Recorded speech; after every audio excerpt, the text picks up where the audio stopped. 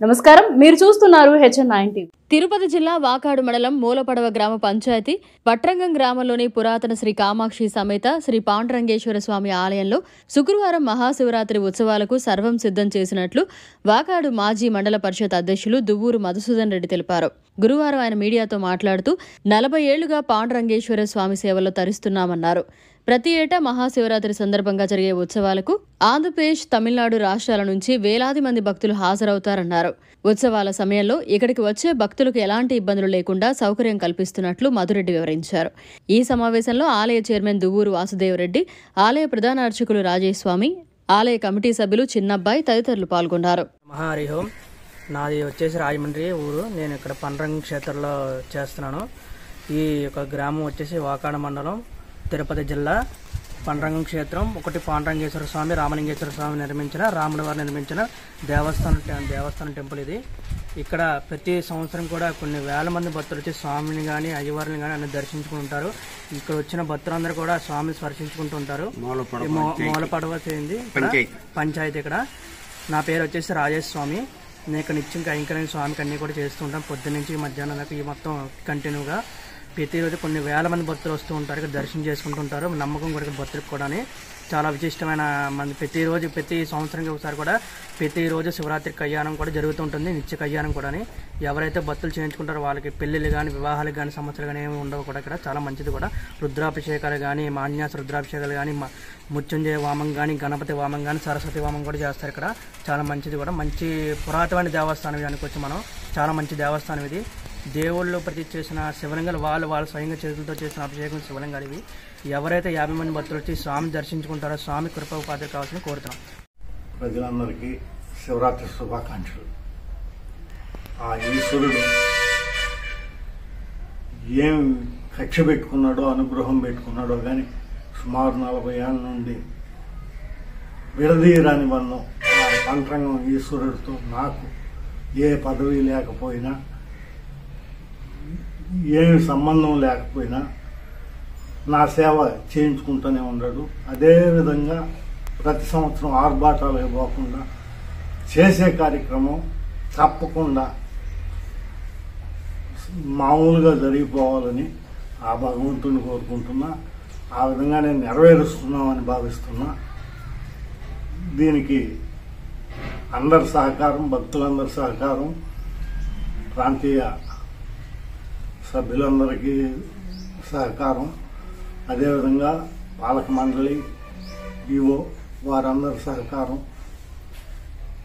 మనం చేసేది ఏమీ లేకపోయినా నన్ను ఒక మనిషిగా గుర్తించి అక్కడ ఆ కార్యక్రమాల్లో పాల్పంచుకునేదానికి నాకు భాగం పంచినందుకు వీరికందరికీ కూడా ధన్యవాదాలు తెలుపుకుంటూ, ఈ కార్యక్రమం ఇదే విధంగా నిర్విఘ్నంగా జరిగిపోతే చాలు అనేదే నా కోరిక. దేవాలయం గురించి ప్రతి సంవత్సరం చెప్తాం. మళ్ళీ ఈ సంవత్సరం కొత్తగా చెప్పాల్సిన అవసరం ఏం లేదు. అది మామూలే. ప్రతి ఒక్కరికి పాండురంగం శివాలయం అంటే ఆ శివాలయం యొక్క ప్రతిష్ట, ఆ గొప్పతనం ప్రతి ఒక్కరికి తెలుసు. ఇక్కడ నుండి చెన్నై, ఇక్కడ నుండి నెల్లూరు, తిరుపతి, హైదరాబాద్ నుండి ఎవరైనా వచ్చినా నిన్ననే ఒకరు కలిశారు. అదేవిధంగా చెన్నై వాళ్ళు చాలామంది అని ఉన్నారు. ఎందుకంటే ఆ ఈశ్వరుడు రప్పించుకుంటున్నాడు.